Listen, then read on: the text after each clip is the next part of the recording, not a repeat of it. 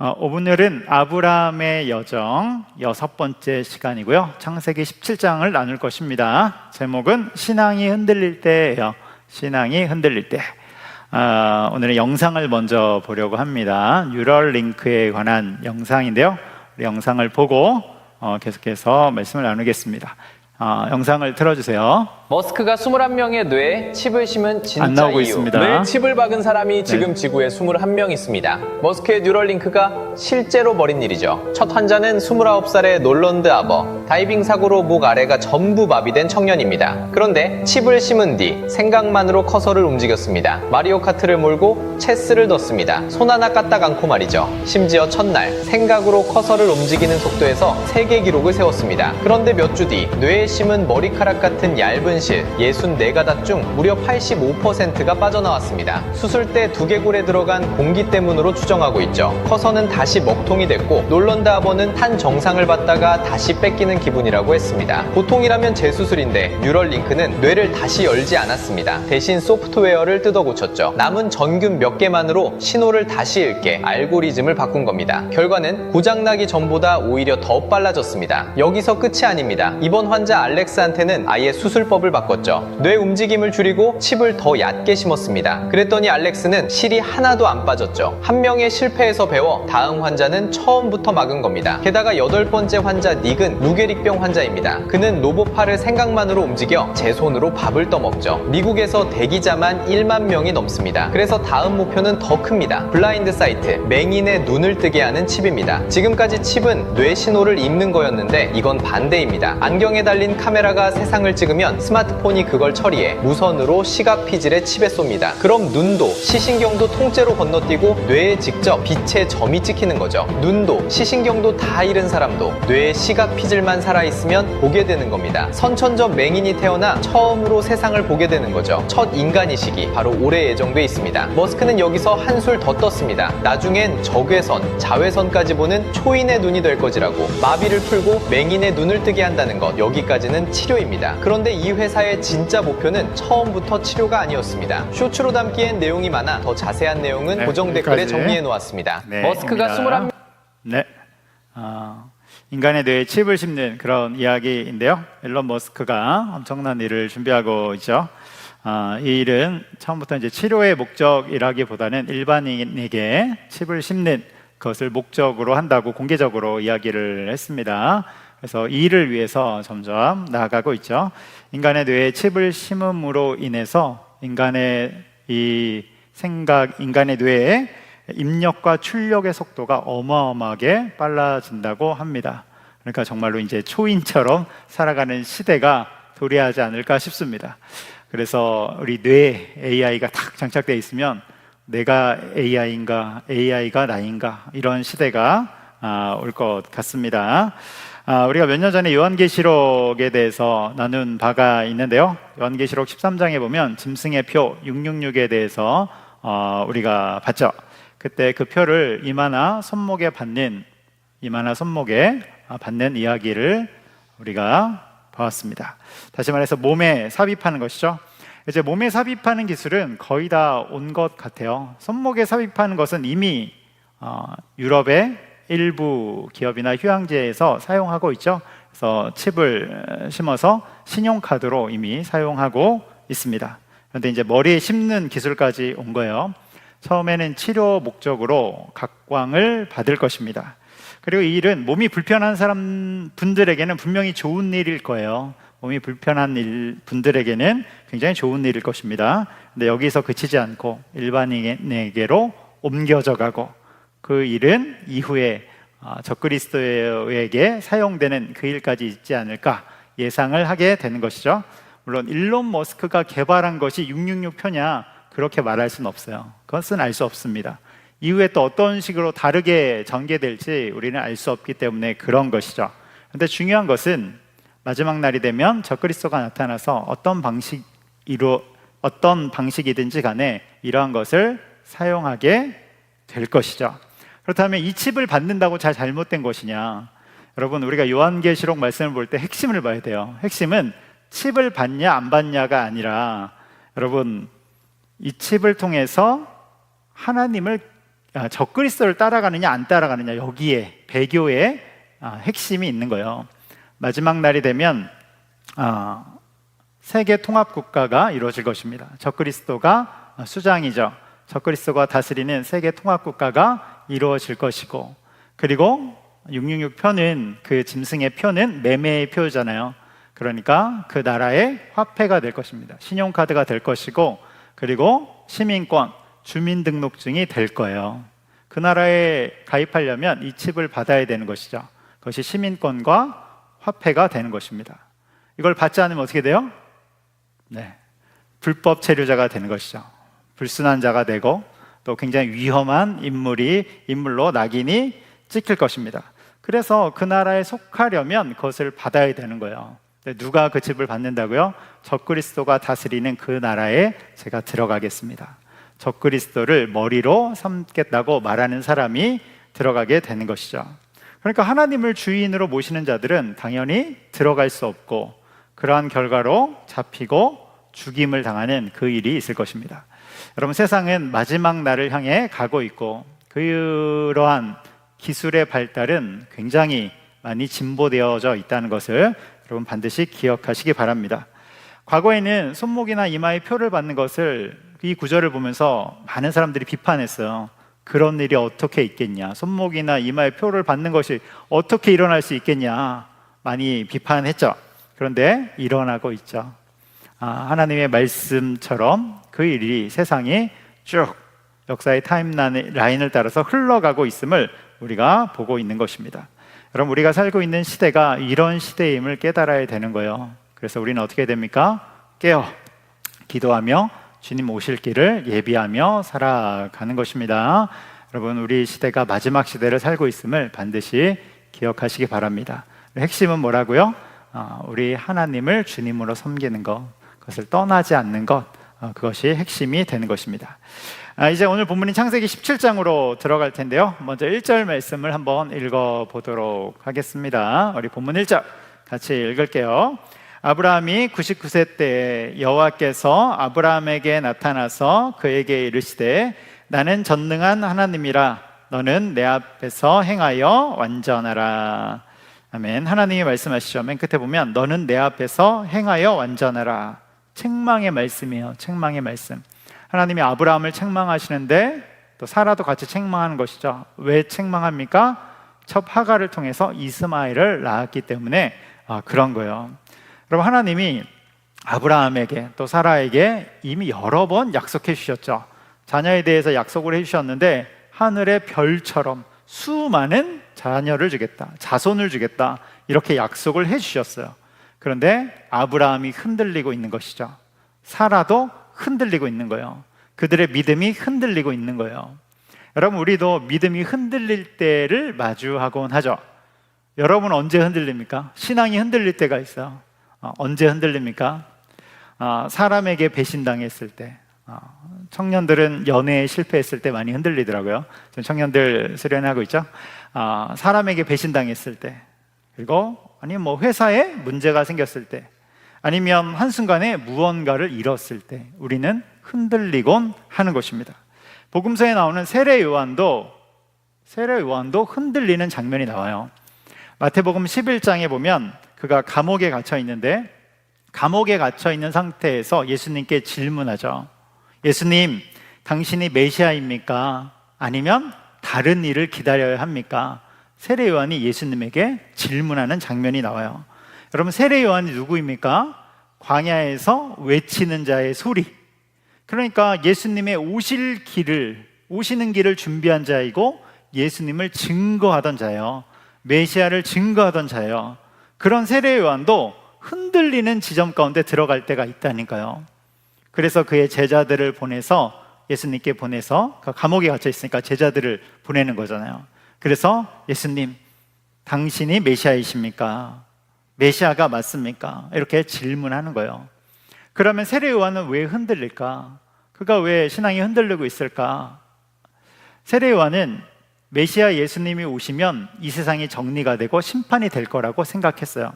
그래서 그러한 예수님, 그러한 메시아의 오실 길을 예비하고 증거한 거예요. 자기의 생각 안에는 그것이 있었단 말이에요. 근데 예수님이 오셨는데 어떻게 됩니까?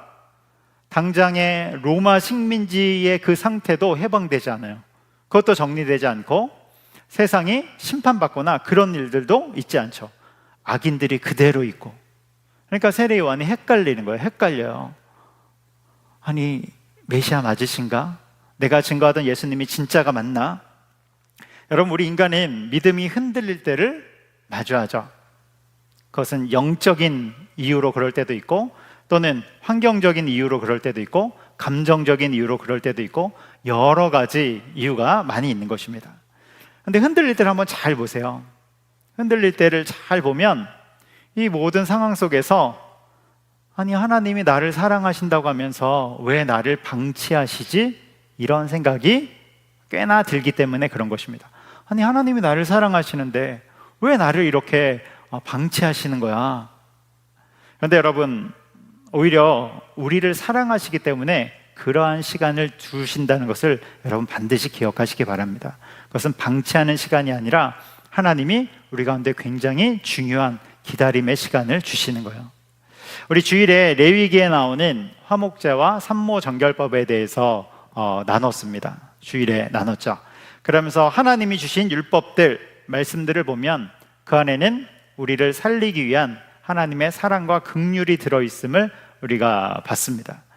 우리가 요즘 새벽에 민수기 말씀을 보고 있는데, 민수기도 마찬가지예요. 여러분, 민수기 새벽에 보고 있는데 또 읽어보면 어떻습니까?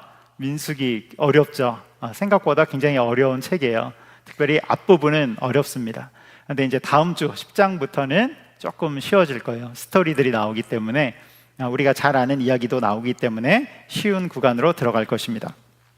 민수기 5장에 보면 나병 환자, 유출병자, 또 죽음으로 인해 부정한 자들, 그러한 자들은 이스라엘 진영 밖으로 내보내라, 이런 말씀이 나와요. 밖으로 내보내라.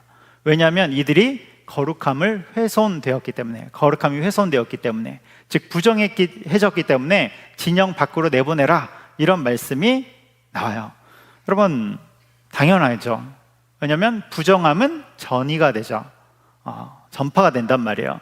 부정한 자들이 이스라엘 진영 안에 있으면, 그리고 그것을 가만히 놔두게 되면 이 부정함이 이스라엘 모든 공동체에게 전파되기 때문에, 그러면 이 공동체는 그대로 망가지기 때문에 진영 밖으로 내보내야 되는 거예요. 사랑하는 사람이어도 진영 밖으로 내보내는 것입니다. 물론 영원히 진영 밖으로 내보내는 것은 아니에요. 왜냐하면 일정한 기간이 지나면 다시 거룩함을 회복해서 안으로 들어오기 때문에 그런 것입니다. 나병 환자는 좀 다르죠. 나병 환자는 치료가 되어야 들어오는 것입니다. 근데 그 외의 사람들은 일정한 기간이 있어요. 일주일 뭐 이런 식으로. 일주일이 지나면 거룩함이 훼손되어서, 거룩함이 회복되어서 다시 진영 안으로 들어오는 거예요. 아무튼 거룩하지 않은 것들은 진영 밖으로 내보내서 이스라엘 공동체가 거룩함이 유지되도록 하는 것입니다. 오늘날을 살아가는 우리도 마찬가지죠.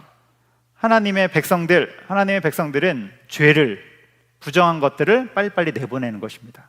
그것을 끊어버리는 것이죠. 우리의 죄들, 잘못된 것들 무엇이 있습니까? 이기심들, 욕심과 욕망들, 시기와 질투들. 여러분, 이것을 빨리 내보내고 거룩한 백성으로 살아가는 것입니다. 여러분, 깨끗이 빨래한 옷을, 냄새나고 더러운 옷, 그 빨랫감과 함께 섞어 놓는다면 어떻게 됩니까? 그러면 깨끗이 빨래한 옷도 더러워지죠. 여러분, 그렇게 함께 놔두는 사람은 없죠. 제가 이제 신대원에 다닐 때 이제 한 학기 기숙사 의무로 들어가야 돼서 기숙사 생활을 한 적이 있는데요. 그런데 거기에서는 간혹 실수로 새로 빨래한 것과 빨랫감을 섞어 놓는 우리 남자 전도사님들을 꽤 봤습니다. 기숙사가 이제 남자 기숙사니까 별의별 일들이 많이 있어요. 다양한 일들이 많이 있죠. 하루는 어떤 사람이 탁 세수하고 왔는데, 방에 들어왔는데 자기 수건이 없는 거예요. 그러니까 옆에 전도사님 없으니까 가서 그걸로 얼굴 탁 닦고 있었는데, 그 전도사님이 탁 들어오더니 그 수건을 가지고 발을 닦고 있죠. 알고 봤더니 발수건이죠, 발수건. 네, 그런 일들도 있고, 그리고 빨래한 옷을 잘 개서 탁 올려놨는데 알고 봤더니 그 밑에 이제 빨래한 옷을 잘 개놨던 것이죠. 빨래할 옷을. 그래서 그 다음날 냄새나서 못 입었던 그런 기억도 있는 것이죠. 빨래한 옷을, 깨끗한 옷을 더러운 옷과 함께 두면 다 섞여서 더러워지게 되는 것이죠. 밥을 새롭게 같이 얹는데 상한 밥과 섞어 놓는 사람은 없는 것이죠. 마찬가지죠. 그러면 둘 다 못 먹게 되는 거예요.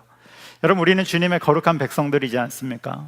부정함을 계속해서 안고 산다면 거룩함이 훼손되어서 사망의 길로 가게 되는 것입니다.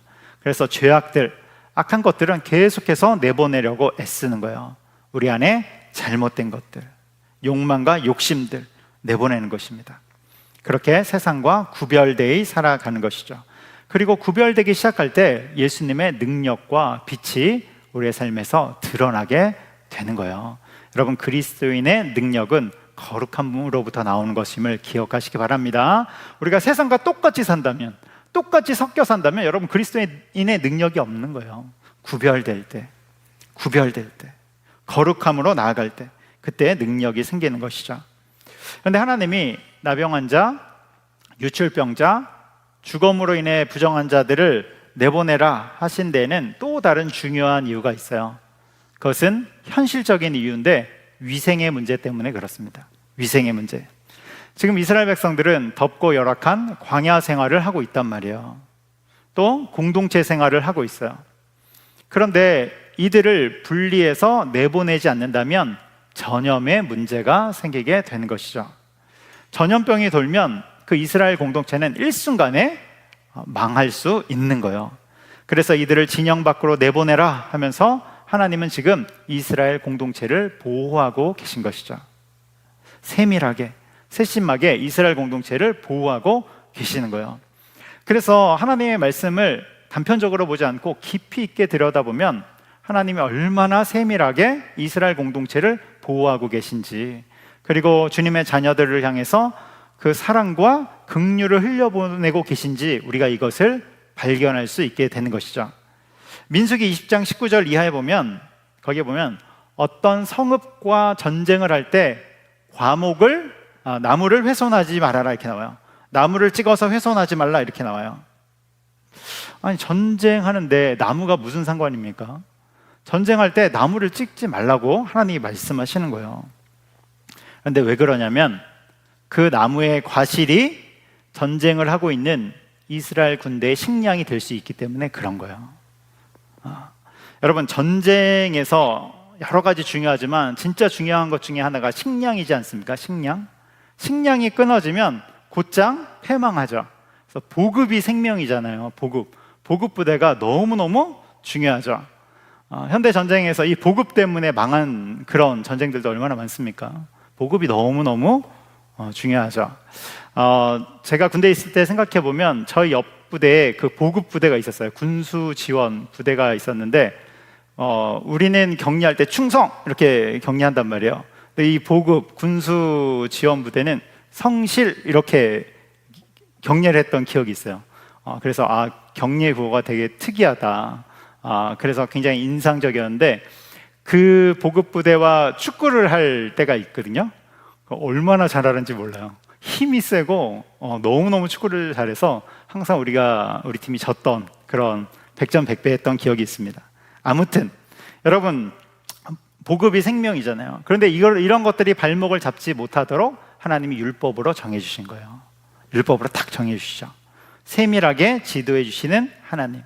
그래서 하나님의 말씀을 보면 우리 인간을 살리기 위해서 세심하게 지도해 주시는 그 부분들이 나오죠.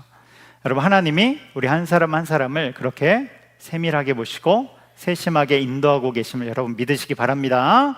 우리의 머리털까지도 다 세실 정도로 우리를 그렇게 보호하고 지키고 계세요.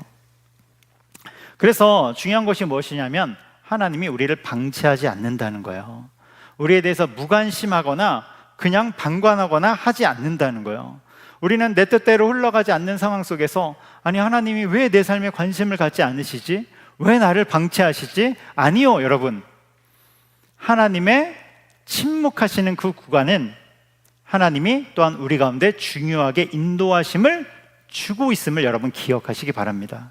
하나님의 침묵 역시 하나님의 중요한 인도하심이라는 거예요. 그래서 우리는 여러 인도하심 속에 하나님의 침묵의 인도하심도 있고 그때도 하나님을 신뢰하며 나가는 것입니다. 여러분, 하나님을 신뢰하시기 바랍니다. 근데 하나님을 신뢰하기 위해서는 무엇을 해야 돼요? 하나님의 말씀을 붙잡아야 되는 거예요. 하나님의 약속을 붙잡아야 되는 거예요. 주님의 말씀을 붙잡을 때 우리는 하나님을 신뢰할 그 힘이 생기는 것입니다.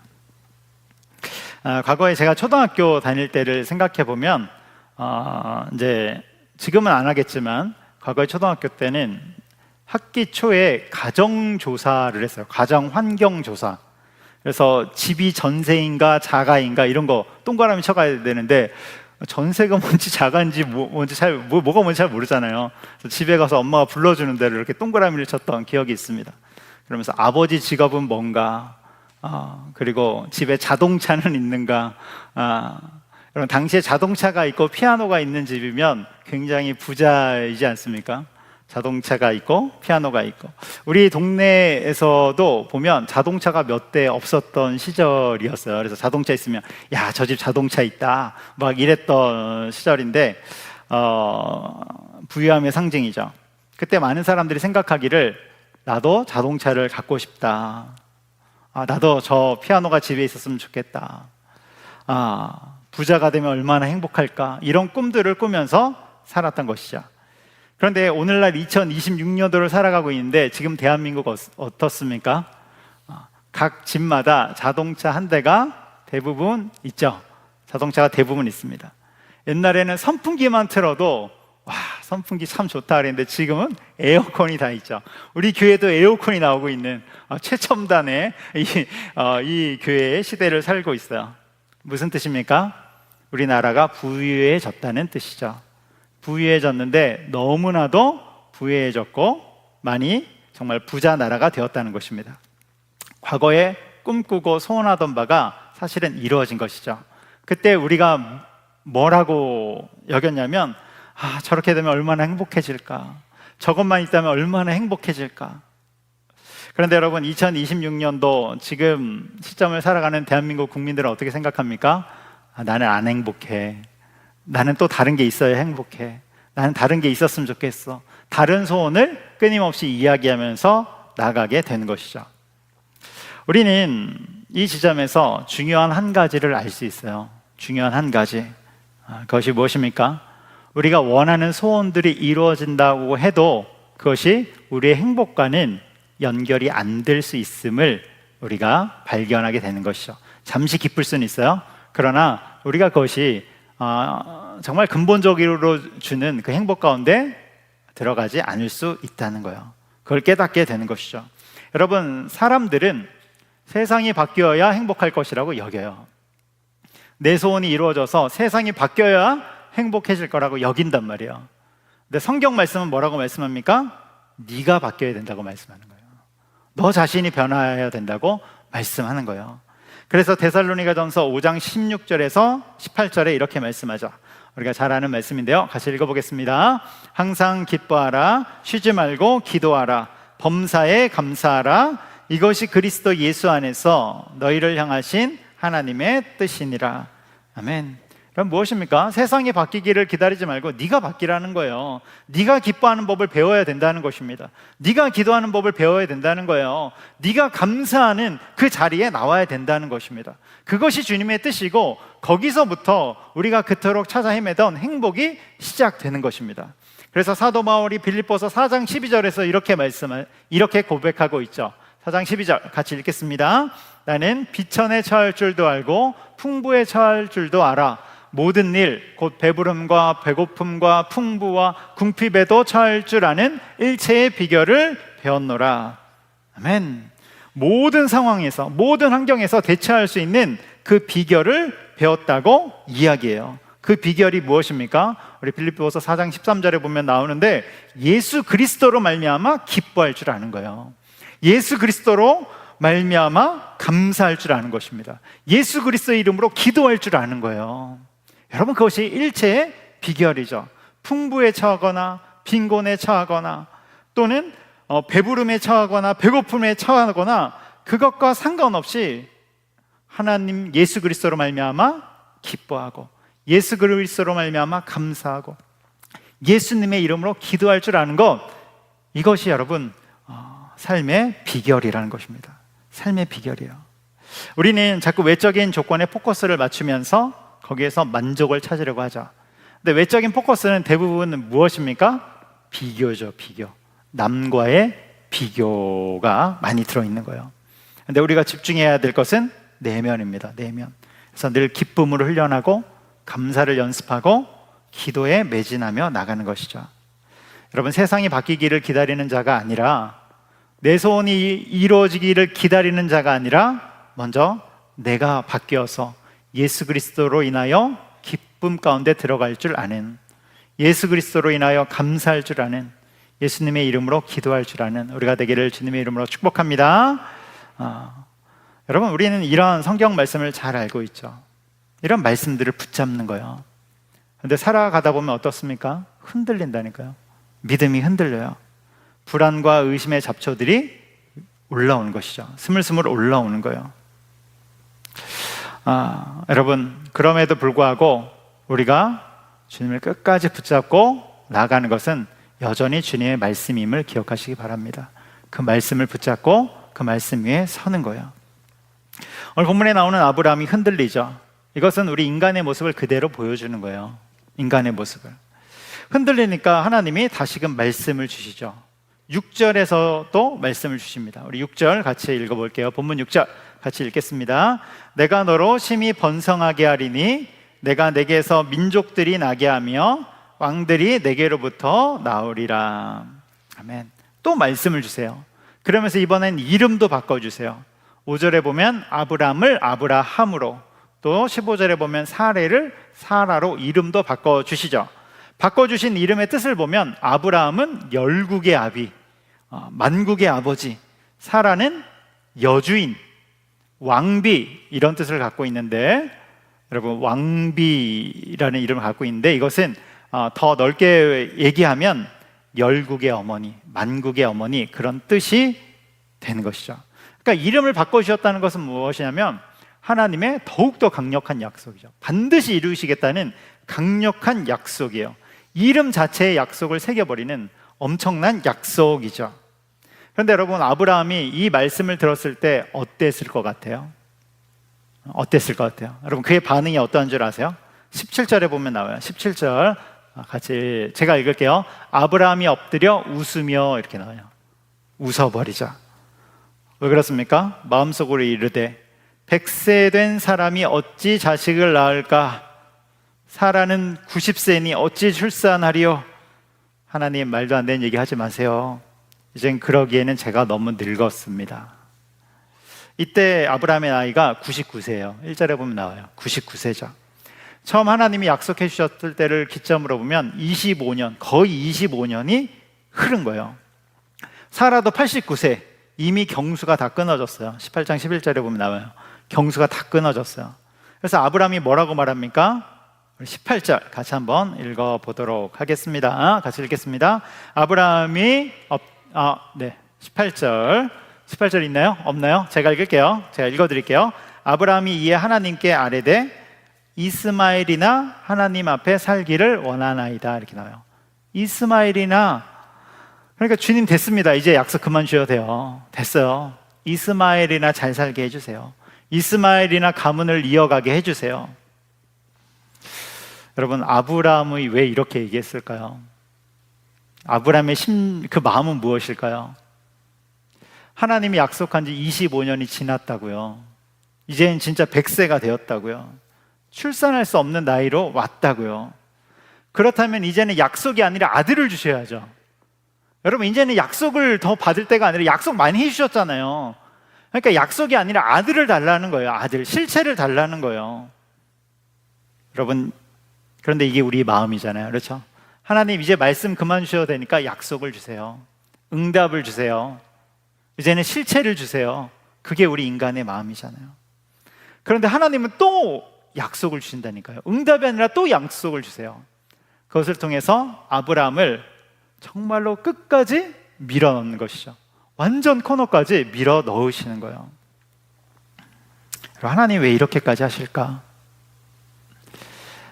이것을 통해서 우리 가운데 하시고자 하는 것은, 아브라함을 통해서 우리 가운데 보여주시고자 하는 것은 하나님의 전능하심과 역사예요. 하나님의 전능하심과 역사하심. 반면에 인간의 무능함을 보여주시기 위함이죠. 역사는 사람이 이루는 것이 아니라 하나님이 이루어 가심을 보여주려고 하는 것입니다. 아브라함, 민족을 이루는 거, 믿음의 조상이 되는 거, 그거 네가 하는 거 아니야. 내가 하는 거야. 이것을 철저히 가르치고 계시죠. 하나님은 훈련시키실 때 철저히 훈련시키시죠. 끝까지 훈련시키시죠. 인간의 생식 능력이 다 끊어졌을 때, 그때 하나님의 역사와 일하심을 보여주면서 이 세상의 주권자가 누구이신지, 일하시는 분이 누구인지를 보여주고 있는 거예요. 아브라함에게 보여주고요, 또 아브라함으로부터 태어날 자손들에게 보여주고, 뿐만 아니라 이 본문을 읽는 우리에게도 보여주시는 것이죠. 그래서 우리에게도 동일하게 말씀하시는 거예요. 너희 인생은 너희가 이루는 거 아니야. 너희가 이루는 것 같지 아니야. 하나님이 이루어 가시는 거야. 하나님이 역사를 이루어 주시는 거야. 너는 하나님을 바라보는 그 믿음의 훈련 가운데 거하라 말씀하시는 것입니다. 25년 기다렸느냐? 하나님을 바라보는 그 믿음 가운데 거하라. 아니, 하나님 25년 기다렸어요. 이제는 주세요. 아니, 하나님을 바라라. 도저히 안 될 것 같으냐? 하나님만을 의지하라. 여러분, 하나님이 우리를 붙잡고 계심을 믿으시기 바랍니다. 침묵하시는 것 같아도 사실은 하나님이 일하시고 계심을 여러분 믿으시기 바라요. 동시에 하나님은 인간의 무능을 알려주시죠. 아브라함은 다 포기했다니까요. 이스마엘이나 잘 키우겠습니다. 인간의 무능, 다시 말했을 때 인간이 힘이 빠졌을 때 그때 일을 이루시죠. 제가 신대원 다닐 때 신대원 동기 중에 음악 전공 박사님이 계셨어요. 박사님. 이 박사님이 동기들을 상대로 성악 발성법의 기초를 강의해 줬어요. 그래서 이제 한 사람씩 다 이렇게 정말 많이 이제 동기들이 많이 신청해서 같이 하는데 한 사람씩 발성을 이렇게 봐줬어요. 이분이 이제 레슨을 봐주는데 가장 많이 한 말은 목에 힘을 빼라예요. 목에 힘을 빼라. 뭐만 하면 목에 힘을 빼래요. 목에 힘 빼. 목에 힘 빼. 나도 가르칠 수 있을 것 같아요. 목에 힘 빼. 그래서 1시간 내내 다른 얘기보다 목에 힘 빼라. 나는 분명히 힘을 뺐는데 또 빼래요. 분명히 뺐거든요. 목을 없애야 되나? 이런 생각이 들기도 하죠. 계속 힘 빼래요. 그럼 음악만 그렇습니까? 운동도 그렇죠. 수영, 테니스, 농구, 야구, 축구, 모든 운동에 힘이 들어가면 뻣뻣해서 잘할 수가 없죠. 힘을 빼야 잘 되는 것이죠. 영적인 것도 마찬가지이지 않습니까? 힘이 빠져야 하나님이 쓰시기 편한 도구가 되는 거예요. 힘이 빠져야 하나님의 일하심이 온전히 나타나기가 쉬운 것입니다. 그래서 하나님은 우리 가운데 힘을 빼는 그 훈련을 주시는 것이죠. 그것이 자기 부인의 연습이기도 하는 것입니다. 여러분, 하나님은 하나님의 일을 이루심을 믿으시기 바랍니다. 그래서 우리가 해야 될 것은 하나님을 신뢰하고 그 말씀을 붙잡고 전적인 하나님의 주권을 인정하며 따라가는 것입니다. 그렇게 나가는 저 여러분 되기를 주님의 이름으로 축복합니다. 말씀의 결론을 맺겠습니다. 하나님은 역사를 이루시고 우리는 주님의 약속과 말씀 붙잡고 따라가는 것입니다. 그렇게 하나님이 쓰시기 편한 도구가 되기까지 따라가는 우리가 되기를 축복합니다. 기도하겠습니다. 우리 찬양하고 같이 기도하도록 할게요.